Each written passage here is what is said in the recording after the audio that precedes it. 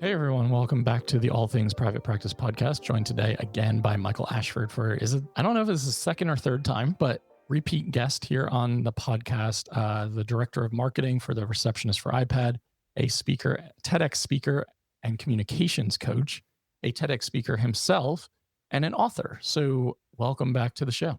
Appreciate it, man. Always good to spend time with you. I think this is number 3, but I don't know.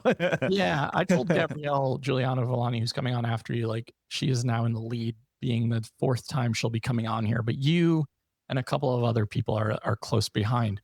We're in a So race. you can have this conversation in Scotland next month when you're speaking at my summit. So Yes. you we were going back and forth on topics, and you let me know you just did a talk for Spruce Health, who we love on the show. And it was a topic called like, you want me to talk to them. Tell me That's more right. about that.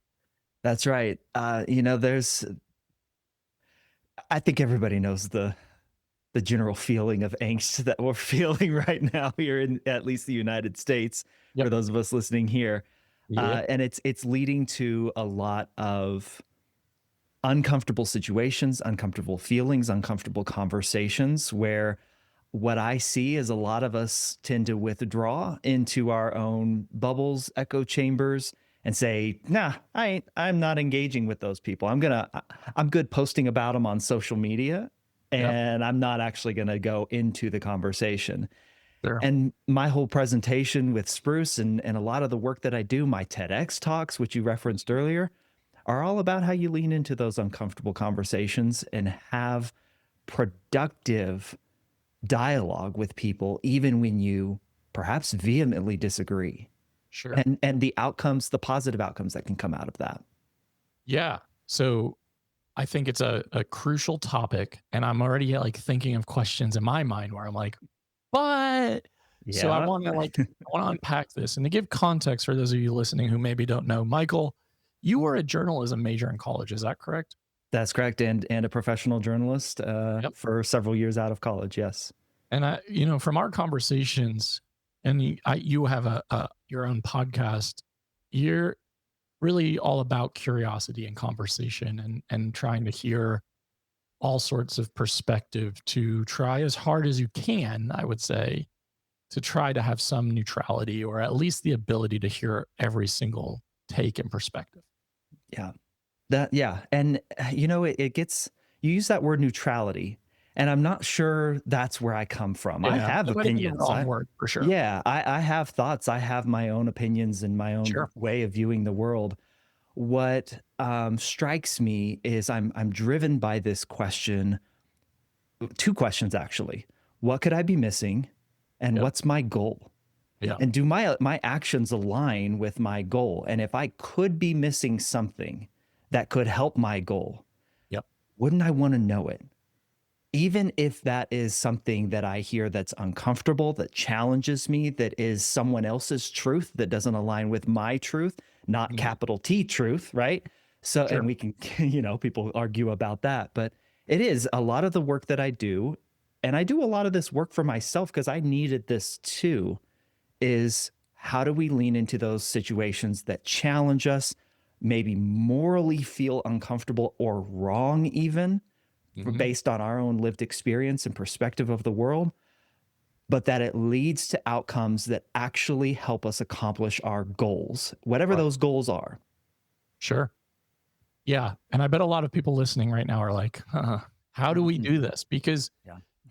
you know as well as I do, right? Right. Like there's so much division. Yeah.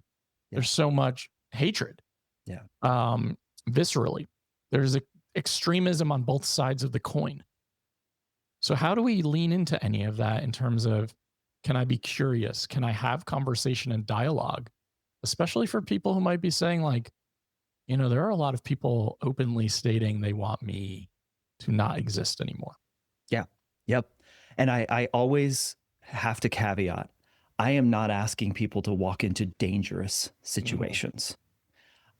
Where their Sure. physical safety, their emotional safety, their spiritual safety is at risk. Yeah. And you have to make that determination for yourself. I am 100%. asking for us to lean into uncomfortable situations. Yeah. And I characterize this by two people who challenged me on this.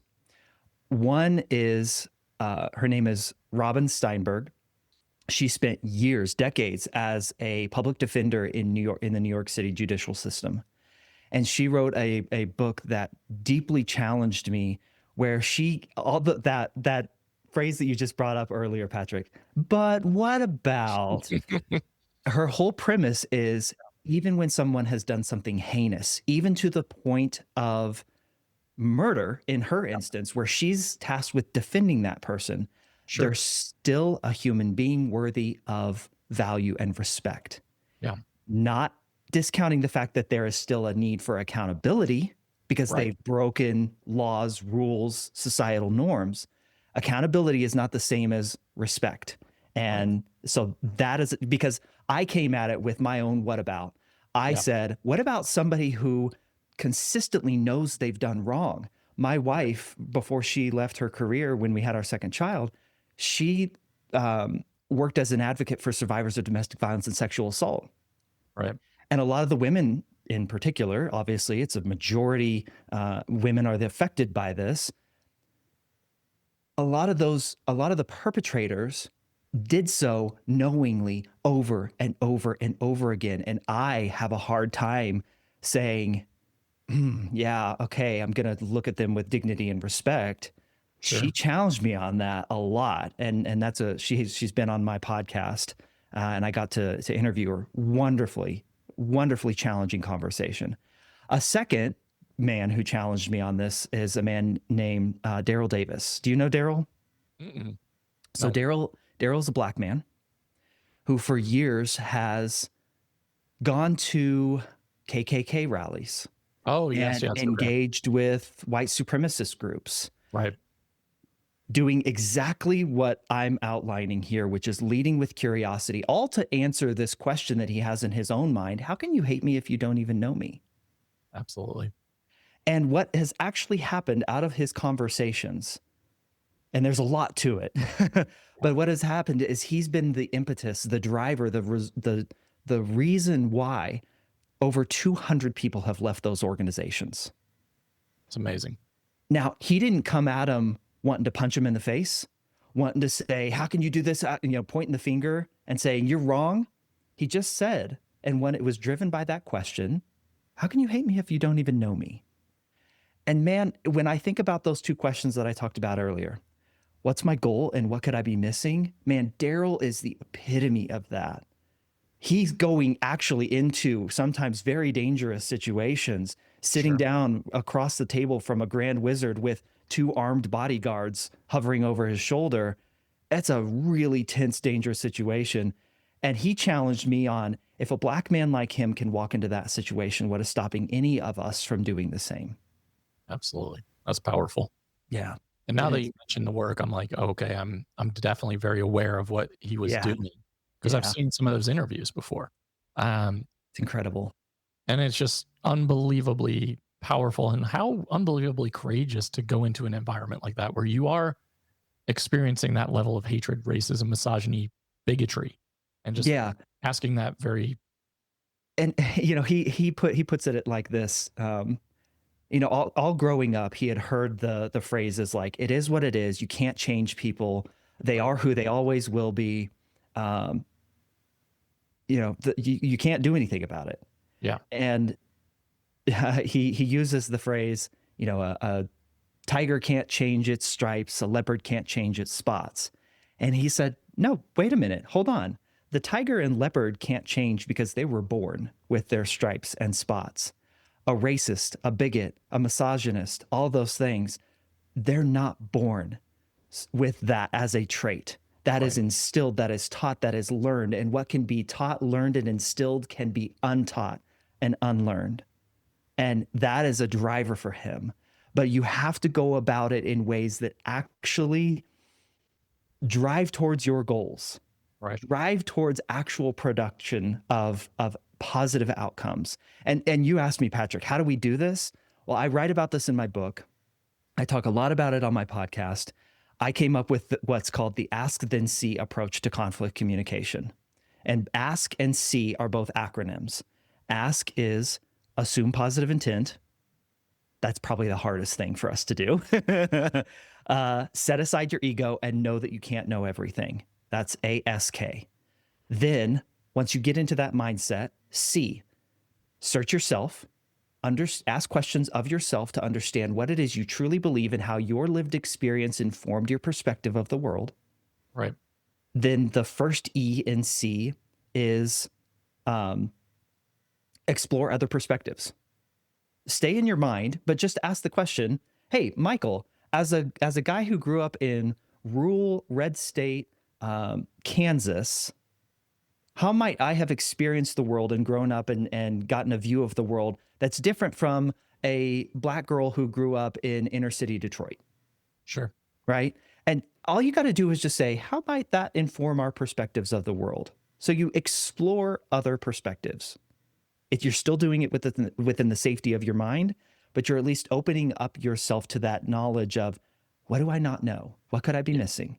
Then the third E is exchange your curiosity with others. Go and ask questions of others using curiosity not as a weapon, but as a true driver for understanding, knowing that you don't know everything to achieve the outcomes and the goals that you want. Mm. That if you follow that, if you keep that methodology in mind that has been repeated in over and over again, so unconsciously, that's what Daryl Davis was doing. Unconsciously, that was what Martin Luther King was doing. And if you don't have anyone in your network, Patrick, where you can do that last E, exchange your curiosity with someone, your network is too small. Your bubble is too insulated. Yeah. Yeah. And when your network, and one, I love both of those acronyms. I love breaking it down that way for everyone. Do you have any, I mean, I know you have your book, we'll link it in the show notes, but that's a great like deliverable of like those specific acronyms with the steps and the explanations.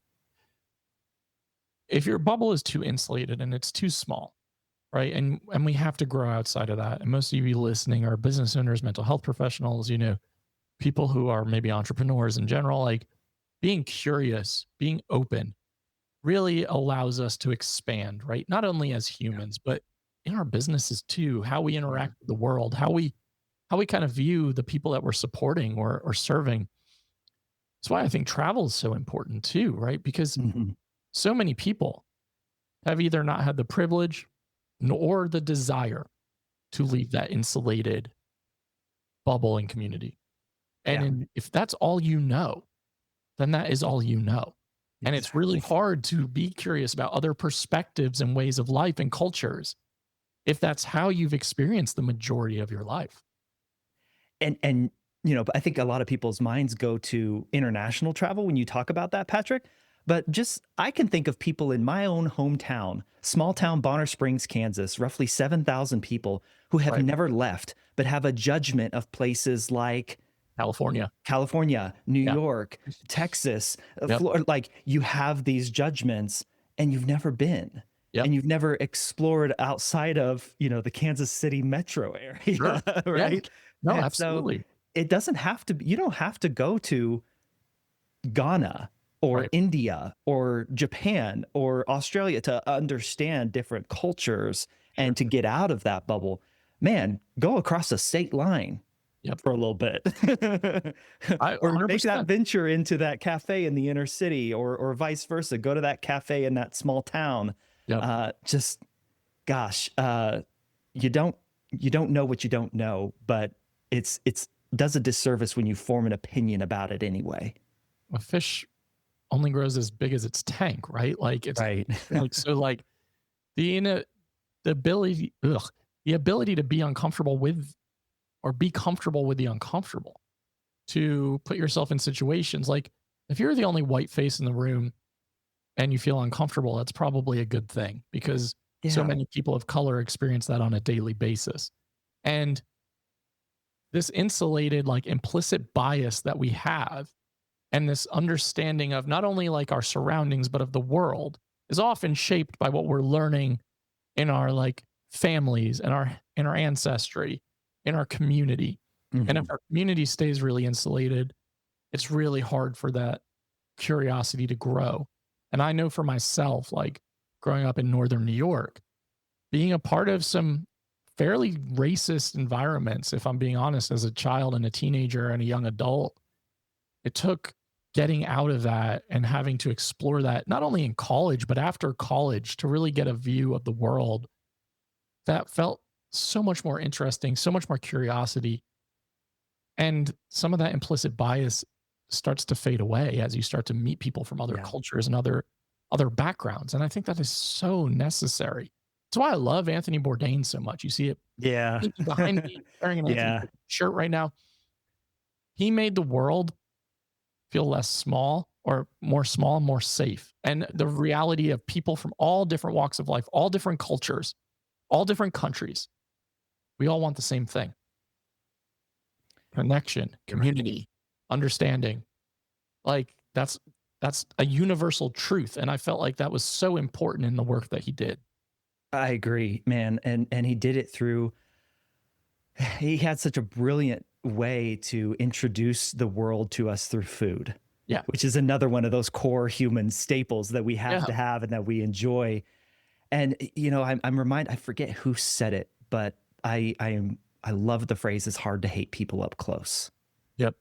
Yep. There's a gal who's been on my podcast a couple times and has a wonderful TEDx talk. Her name is Monica Guzman. She said that people who are underrepresented in your life will be overrepresented in your mind. Mm. And getting outside of those bubbles, extending yourself into those uncomfortable situations gives yourself a chance to tell your body and your nervous system, hey, it's not as bad as you think. Absolutely. Like, you create these scenarios in your head. And yeah, you're right. Whether it's Anthony Bourdain, whether it's Daryl Davis, who spent years as a kid, his dad was traveled around to different embassies, did a lot of work in embassies around the world. That's the perspective he gained. Is like, this racism that I experience here, it doesn't happen over here and it doesn't happen Right. here. So it has to be a learned behavior. It's not the shared human experience. And Patrick, here's something that makes people really uncomfortable.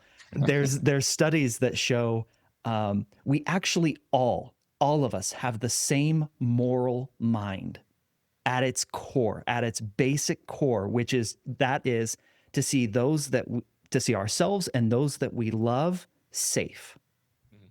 Now, our scenarios, our situations, our experiences as we go through life, our interactions with other people outside of that initial tribe begin to shape that definition of morality differently. But here's how warped it can be. There was a study done in England several years ago where college students at a university there were two sets. One was primed to think about themselves within the global schema of college students. Right. Hey, think about all the shared experiences that college students around the world experience.